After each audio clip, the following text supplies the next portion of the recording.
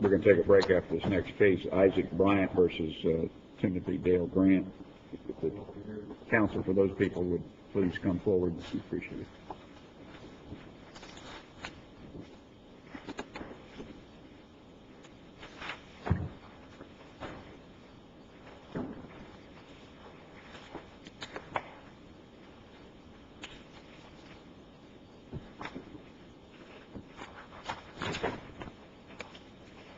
You wish to reserve any time, sir? I do, Your Honor. 5 minutes. Please, the court. You may begin, sir. Mark Morse, Your Honors, for the plaintiff, Isaac Bryant. This is a medical negligence case. Mr. Bryant was in the Department of Corrections in September of '96. He underwent a rotator cuff repair surgery with Dr. Kevin Hagan, a board-certified orthopedic surgeon, Florida Hospital East in Orlando. During the surgery, there was some intraoperative events, which when Mr. Bryant awoke from the surgery where he had been intubated, medicated, and paralyzed, he woke up with a paralyzed left upper extremity. He was left-handed. Counsel, would you agree that the facts in this case are really undisputed and it's really a pure question of law? It is, sir. Okay. So going to the issue at hand is whether or not the anesthesiologist has sovereign immunity. There is a factual distinction I need to point out as to the complaint.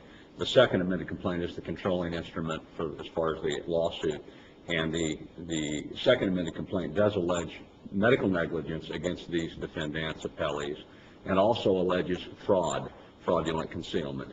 And that is important because we're going to be talking about what sovereign immunity will and will not cover, and 768-28 does not cover intentional misconduct or intentional acts. And that's going to be one of my arguments. I have two really reasons why I believe that His Honor was incorrect in granting summary judgment in the trial court. The primary reason is that I believe that under Stoll and its progeny, and there's limited case law that really applies to this issue specific to this subsection of the statute, it is a question of fact for the jury and not a question of law to be determined by the court as to whether or not the defendants in this case were agents of the state of Florida and therefore entitled to sovereign immunity. If they're determined to be agents of the state, then I think they are entitled to sovereign immunity for the negligence. Notwithstanding the negligence, because we have a fraud count of fraudulent concealment in the complaint that's been allowed to go forward by the court, even if they're entitled to sovereign immunity, the state is not responsible for fraud. And I think that the case proceeds against these defendants under the fraud count, notwithstanding a sovereign immunity claim against the state for the... So you say the trial judge allowed the fraud count to proceed? I'm sorry? Did the trial judge allow... He did not. Judge Simmons dismissed everything. He found that I was inappropriate in suing these defendants individually because they're agents of the state, and he dismissed the entire program. So they are dismissed from the case. He dismissed these defendants, and they were named in the fraud count as well. The defendants, the appellees, asked the court to grant summary judgment. The court did so based on 768-28 subparagraph 10. Are you claiming any of these defendants were independent contractors as opposed to agents? None of them were agents of the state, Your Honor. In fact, there was no contract. What were they then? They were independent contractors. Okay, and how do you determine that they were, how do you ask us to determine that they were independent contractors? How do we make that? Look at the contract upon which they rely and look at the substantive testimony of the doctors themselves. Okay, and you're saying that the contract that they entered into with the hospital designates them as independent contractors? In the record before this court, there is no contract between the appellees and Florida Hospital. That's one of my arguments as to why the court can't grant summary judgment. The court assumed, based on the argument of appellee's counsel, Mr. Dukes, that there was a contract between Florida Hospital and appellees that made them agents. He argued that they were agents of the hospital for purposes of this summary judgment. Tell me why you contend that they're independent contractors. You said look at the contract, but you said the contract doesn't say that. Yes, sir. There is no contract between appellees and the state of Florida. So for that reason alone, there should be no summary. Well, is there a contract? Is there a contract between the doctors and the hospital? Your Honors, I'm sure there are, but they're not in this record. Not in the record. Yeah. I'm sure there are, and I will guarantee you that it says they're independent contractors because the Florida hospital system was not going to allow anesthesiologists Well, if it's to not be in the their record, I agents. don't think you should be arguing that. But Yes. I'm trying to determine on what basis you're saying that they're independent contractors. Yes, sir. And I'm specifically talking about the doctor. Yes, sir. We only have one contract to look at, and that's the contract between Florida Hospital Right, and the Department of okay, Corrections. Paragraph, I believe it's 8, of the contract is artfully worded to state that not only in label are they independent contractors, but in substance, the Department of Corrections will have no direction or control over the actions of the health care providers identified as contractees in this contract. So not only do they use the title independent contractor, but substantively the contract itself has language that says the Department of Corrections, the state of Florida, in other words, will have no direction or control over the practice of these health care providers. That is the very language Stoll talks about, where the Supreme Court said it's a question of fact as to whether or not the state controls, has direction and control over the health care provider. Let's assume that we say that they're independent contractors. Can an independent contractor also be an agent? I honestly don't know. I don't know. The appellee argues they can be. They argue that Stoll stands for that. I disagree respectfully. I don't think Stoll says you can have it both ways because of the definition, legal definition. What was the finding of the trial? What was the finding of the trial court here? Did the trial court find that that they were agents, and on what basis did he find they were agents as opposed to independent contractors, or did he say that they're independent contractors but they're agents too? To my knowledge, the court did not find that even in the record. I think what Judge Simmons found was that under 768-2810A, as a matter of law, that the appellees, the defendants in this case, were agents of the state and therefore entitled to sovereign immunity because they had contractually agreed to act as agents for the Department of Corrections. The problem is he had to assume a contract existed that made them agents of Florida Hospital, which is not in the record. What's the purpose of that statute? I believe it's a public policy purpose. I believe that we want good health care for our inmates because I think we're obligated if we incarcerate them to provide health care for them. At least that's what we do. And so I think that the argument is, I disagree respectfully with it, and I'll tell you why if you're willing to want to know. But I think that the court looked at this and said, as a matter of public policy, we want good health care providers to provide good health care to our inmates. In this case, he is an inmate. He's a felon. He's in the system. He hurts his shoulder. He has the surgery. Other than his head falling off the table and paralyzing him, he had a good surgery. Well, the legislature would certainly be aware that, when an inmate has surgery at a hospital, that sometimes the doctors working on him would be employed by the hospital, and sometimes they'd be independent contractors. Yes, sir. All right. Do you think the scheme of that statute was to differentiate between the two? I personally believe that it was the intent of the legislature to provide immunity for any health care provider who renders health care to an inmate. I believe that the legislature wanted that. Whether they I respectfully think that they did not accomplish that, because I believe that the statute requires that there is a written contract between the health care provider and the department in this case, wherein the health care provider agrees to act as an agent for the state.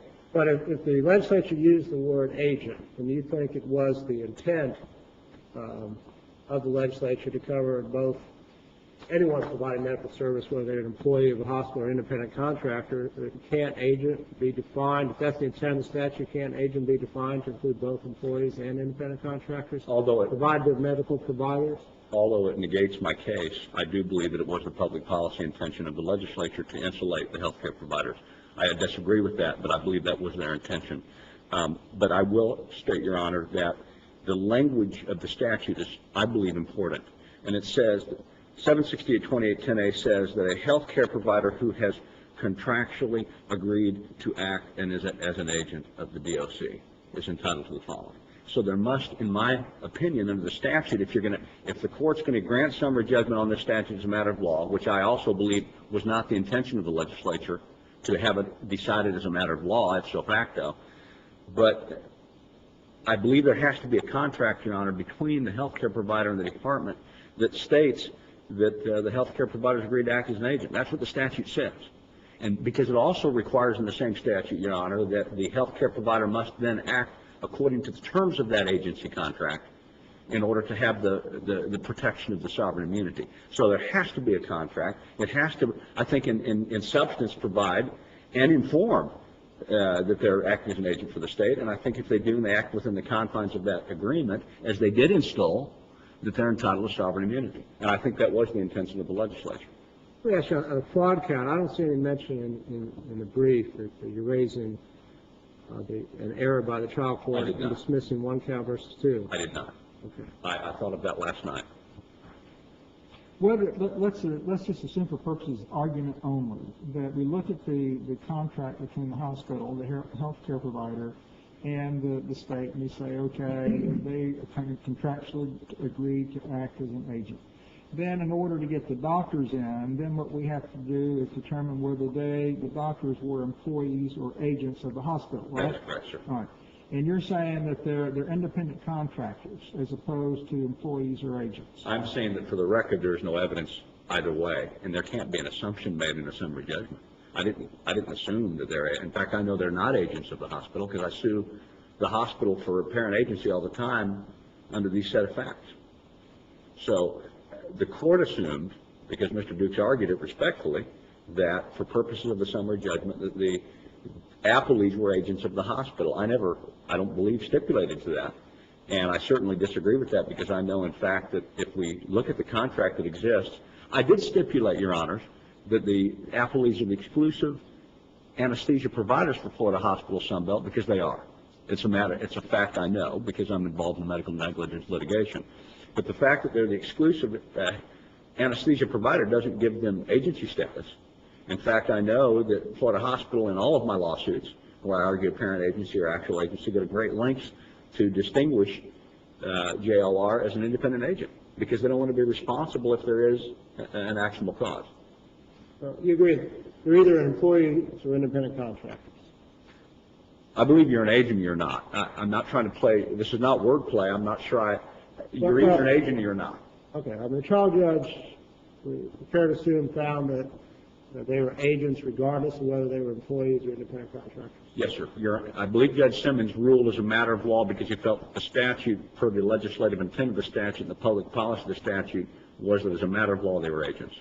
And that's how he justified or felt that he could grant summary judgment in their favor. I think that Judge Simmons is wrong, respectfully. That's why you're here. And that's why I'm here. Thank you. Thank you, counsel.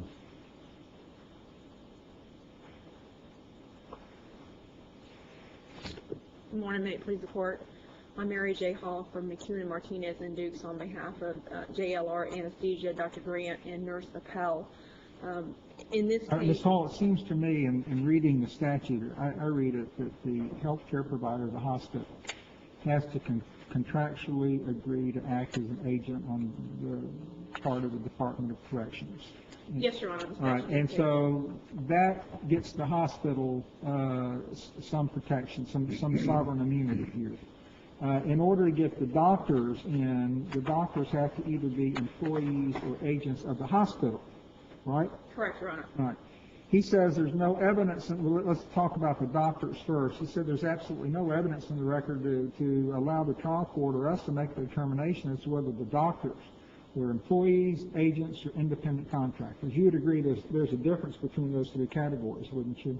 I believe there is a difference under traditional principles. However, for purposes of the statute, I don't know that it makes a difference whether they're independent contractors, employees, or otherwise. Why not? Because if you look at cases, there aren't too many cases on this statute. There's two that I found. There's the Sierra v. Automoted case that is cited within our brief.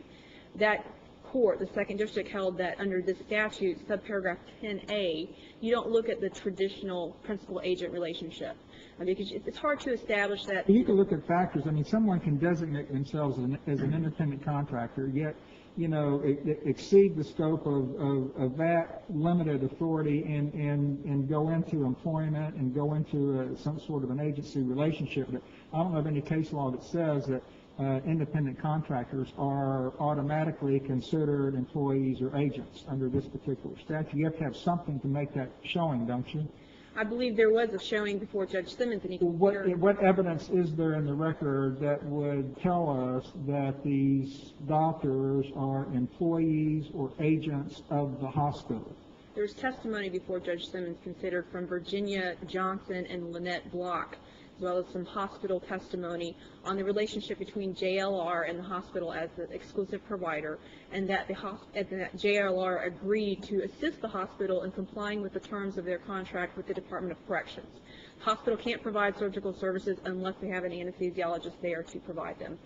So clearly, this was a necessary. Okay, so you're saying the doctor looked at the testimony that was presented either by way of affidavits or depositions at the hearing, and that it showed that these doctors were acting as either employees or agents. I think the trial court must have found that they were agents of the hospital, right? Yes, Your Honor. I believe that's what happened in my review of the hearing transcript.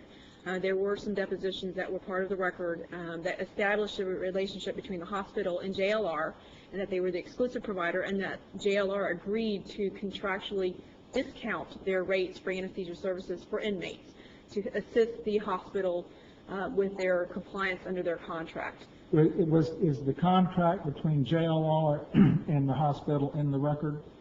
Your Honor, I believe it was part of the record before Judge Simmons, but I could be mistaken on that. Or is it part of the record before us? I believe it was considered by Judge Simmons. I don't know that it was filed as part of the appeal. Your Honor, I believe that the labels in the contract are not dispositive of the issue. If you look at cases like the Lindsor case cited by the appellant in the case. Okay, let me ask you this. Is the contract between the hospital, the healthcare provider, and the Department of Corrections that you say designates them as having contractually agreed to act as an agent in the record? Yes, Your Honor. I believe the... And show me what part, just tell me what part of that contract do you say that we can look to say that they contractually agreed to act as an agent of the Department of Corrections? The Florida Hospital, Your Honor? Yeah, the hospital. Your Honor, I don't believe that the contract itself between Florida Hospital and the Department of Corrections says that Florida Hospital agrees to be an agent. The contract. Well, tell me how you look at the contract and say that they're an agent. Your Honor, I don't look at the contract to say they're an agent because I don't believe you have to under the statute 10A. Okay, wait a minute. It says healthcare providers or vendors that have contractually agreed to act as agents. Contractually agree to act as agents. So you're saying that we have a contract there, but you don't look to the contract, although the statute says contractually agreed. I believe the contract is important to establish that Florida Hospital has agreed to provide services to Department of Corrections inmates.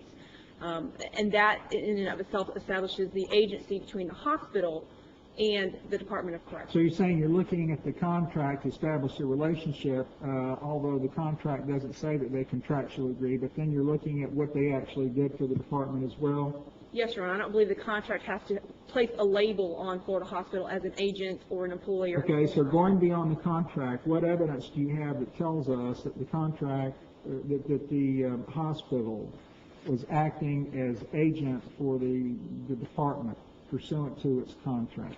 Your Honor, the contract provides that Florida Hospital will allow the Department of Corrections regional health care provider to be on staff, to credential them, and that there will be communication with this physician over medical decisions. It also provides that Florida Hospital will provide surgical services, anesthesia services, and emergency services and the like at reduced rates, and that's all within the contract. There's also utilization review done by the Department of Corrections on what was done at Florida Hospital to determine was it reasonable and appropriate care, should it be reimbursed pursuant to the contractually negotiated rates.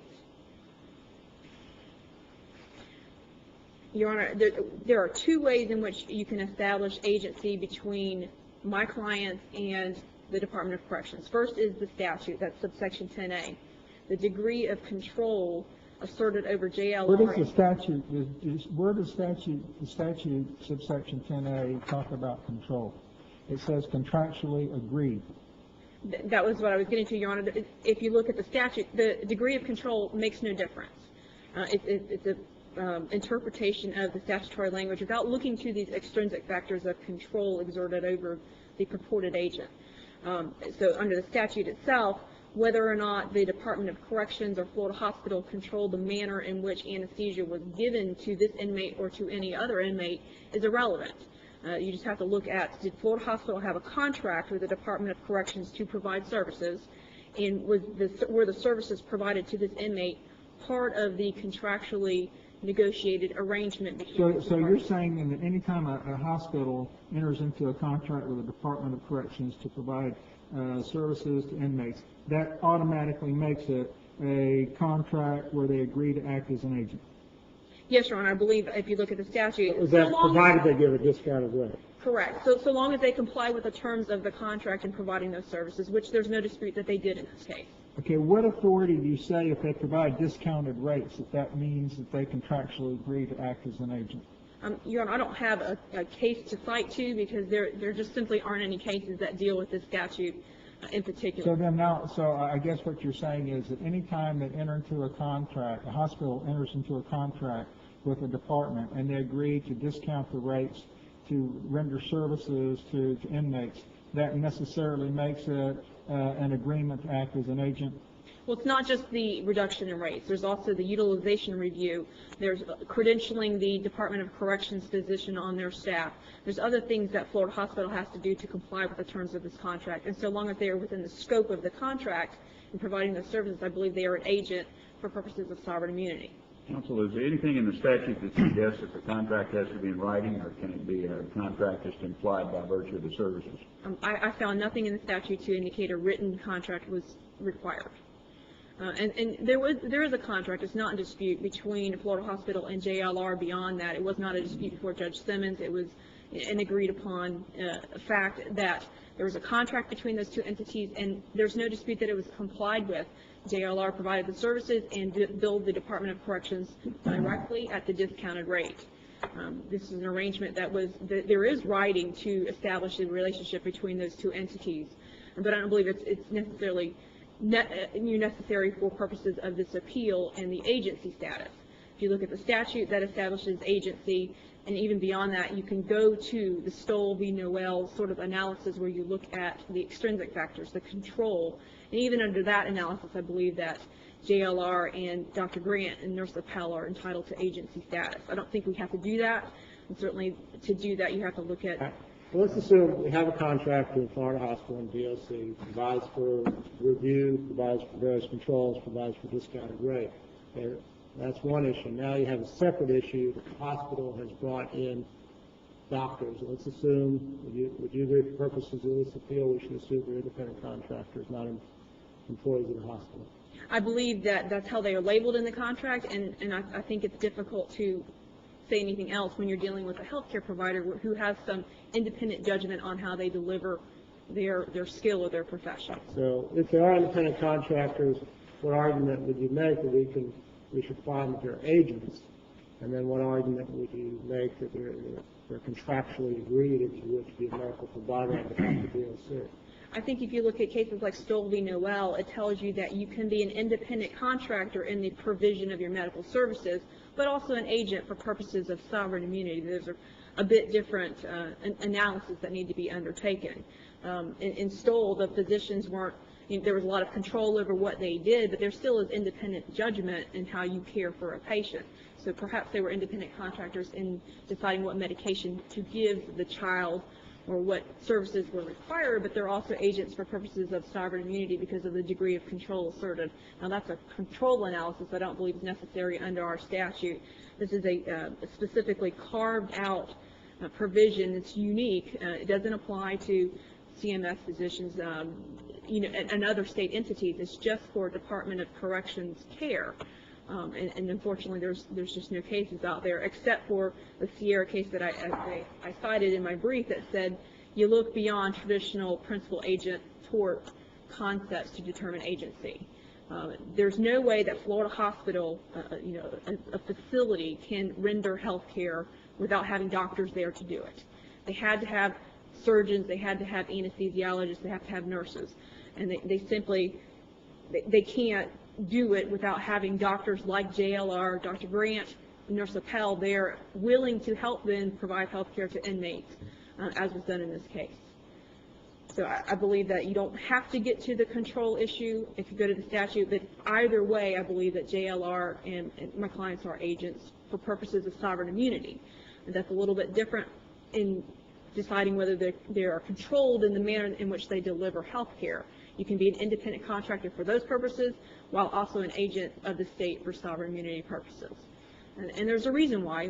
We do have public policy concerns at play here.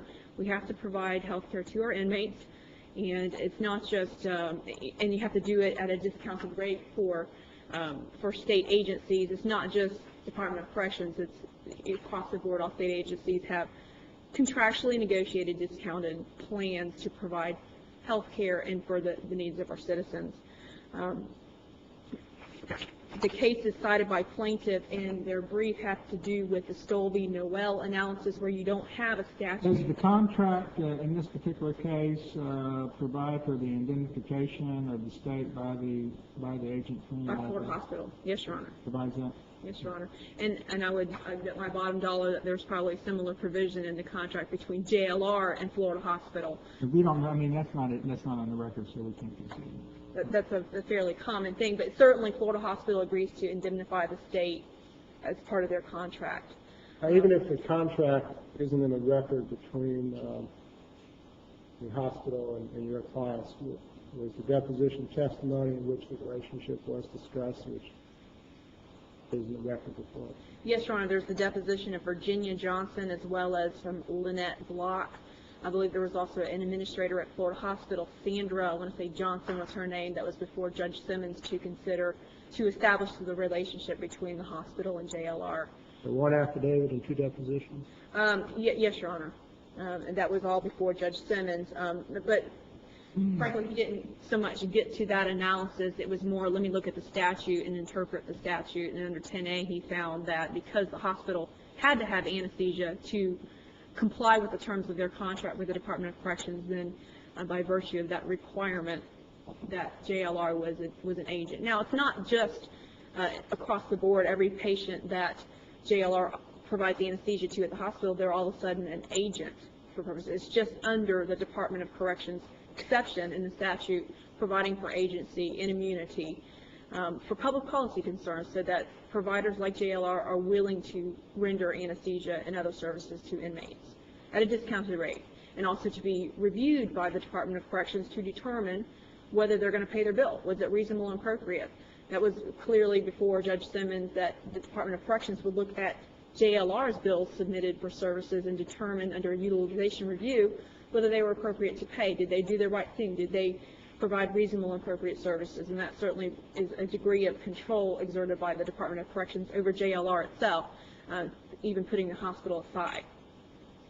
So the physicians, there's no doubt, there's no dispute that there was a contract between JLR and the hospital. They were exclusive providers. They had no option at all on whether to render anesthesia to Mr. Bryant or any other patient at Florida Hospital. They're required to do so as the exclusive provider. And I would agree that outside the sovereign immunity setting, that most doctors that work for hospitals are generally considered independent contractors, wouldn't you? I mean, the hospitals just don't want the liability for their acts. I mean, that's one way to try and get around that. Would you agree with that?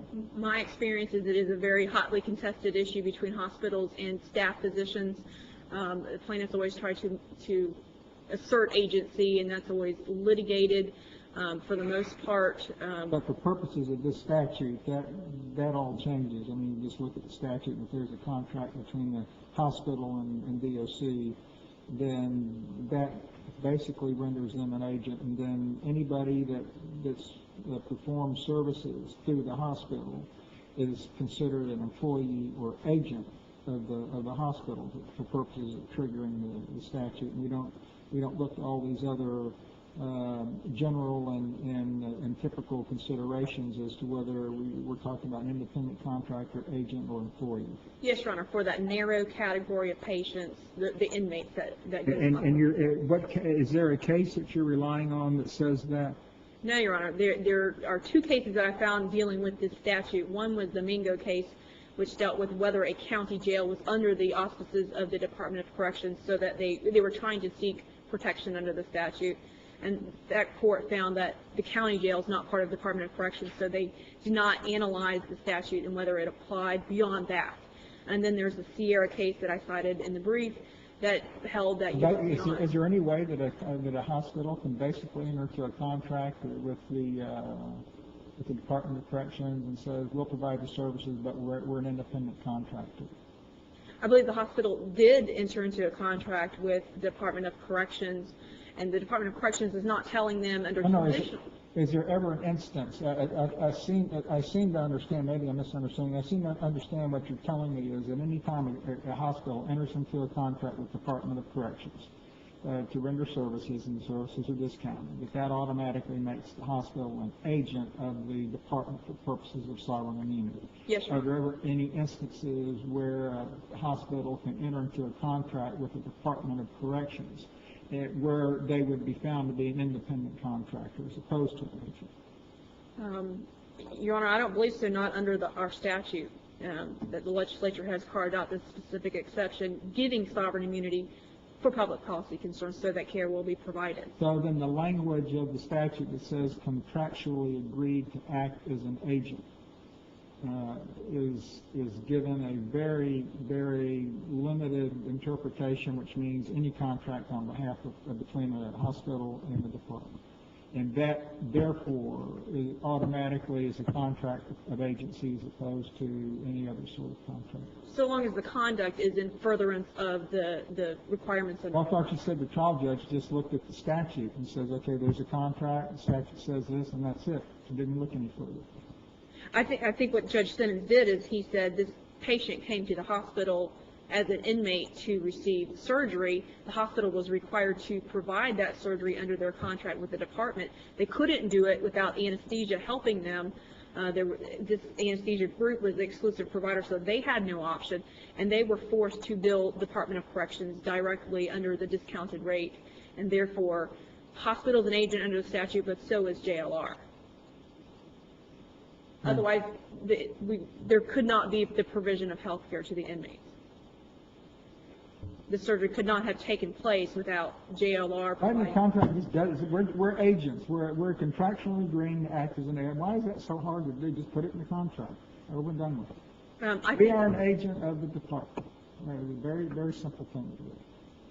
I think the contract, and I think providers like hospitals are hesitant to talk about agency, independent contractor, because you're dealing with the provision of health care.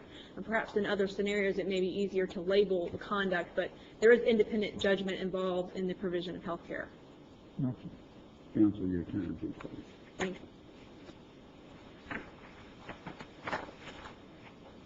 you.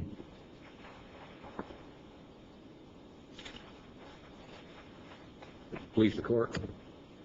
Very briefly. One thing that I want to try to clarify is Judge Simmons' knowledge of a contract between JLR and Florida Hospital.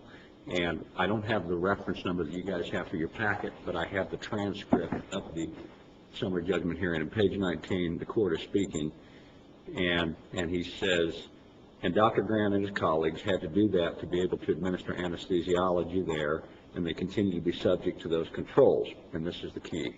But Stoll says, even though they might be independent contractors, and their contract with Florida Hospital, I would bet a month's pay, says they're independent contractors, comma, even though I haven't seen it, Stoll says they fall within the category of agents. I think... Well, then the trial court then was considering the control aspect of it to determine that they were agents, right? I mean, the trial court was looking at not only, didn't look at the contract or consider, but looked at the control that the hospital had over these doctors and said, okay, now they're agents, for that purpose. Yeah. That seems I want to agree with you, because if that's the fact, and if you believe that, then you know summary judgment's inappropriate, because Stoll says it's a question of substance and fact. It's substance over form. It's because we can pick titles to be any kind of title we want. If you're controlling my actions sufficient under the law, substantive law, to bind me, then I am your agent. And I think Judge Simmons was, if you read his transcript, looking below the surface. And I think he was looking in his reasoning at the agency status. But respectfully, I think that Stoll was very clear, and I think Stoll is controlling still, that if the person that has to make the decision has to look substantively at the agency status, I believe it has to be a jury, and that's why I'm asking the court to remand this back to give my plaintiff is being. You're just, you're not out altogether, you're just stuck with the statutory caps. I'm completely gone. How- If you remand me? Yeah, well, I mean, if we, did the summary judgment just knock you out altogether and said there's no liability, or are you stuck with the statutory caps for sovereign immunity? Here's what, the order's a little funny. I have no case right now pending because he dismissed the individual defendants. He did reserve jurisdiction to allow me to come back in against the state. So I can come back in under his reservation only against the state. That's what I'm talking about. I mean, you're not out altogether, you're just subject to the statutory caps. I'm not. If the court lets me come back in, and I don't know the answer to that. I don't know if he's going to allow me to come back in. But the problem is, I've lost my. Wait a minute. Maybe I'm not following you. All I'm trying to ask is, if we say that this is a sovereign immunity case, you still have the right to sue the state. You're subject to the statutory caps, right? Correct, unless the legislature grants me relief. Yes. By claims bill. We're not talking about claims. Yes, you haven't got that far yet. You would like to get that far. Yes, sir. Okay, all right. But may I have one last comment? My last comment is, if you will look at the fraudulent concealment count, I do believe that even if you find sovereign immunity, Your Honors, I believe that it would be appropriate to allow me to proceed against the individuals on the fraud count. Thank you very much. Let me ask one thing. Does the record reflect that the anesthesiologist, as a result of their relationship with the hospital, had no choice but to provide anesthetic services to your client? It's strictly dicta in the record. There wasn't any real substantive discovery on that because we weren't focused on that issue. Well, but was it in the record to support that conclusion, that the anesthesiologist had no option? They were required by contract to provide these services to your client at a discounted rate. I stipulated in the record, Your Honor, that JLR was the exclusive anesthesia provider for Florida Hospital for this surgery. I didn't stipulate on the percentage necessarily, but I did stipulate factually that that's what they did charge. They charged a discounted rate. All right, but they were required to provide this service even if they didn't want your client as one of their patients. I don't know because I haven't seen their contract. Well, that's what I'm asking. Does the record support that conclusion as far as the testimony of, the affidavit and 2 depositions that the anesthesiologists were required to provide this service? I believe they were. I haven't seen the contract, but I think they were the exclusive provider, and if the surgery was going to take place, they had to provide the anesthesia. Okay. Thank you. We're going to take a brief recess, and the lawyer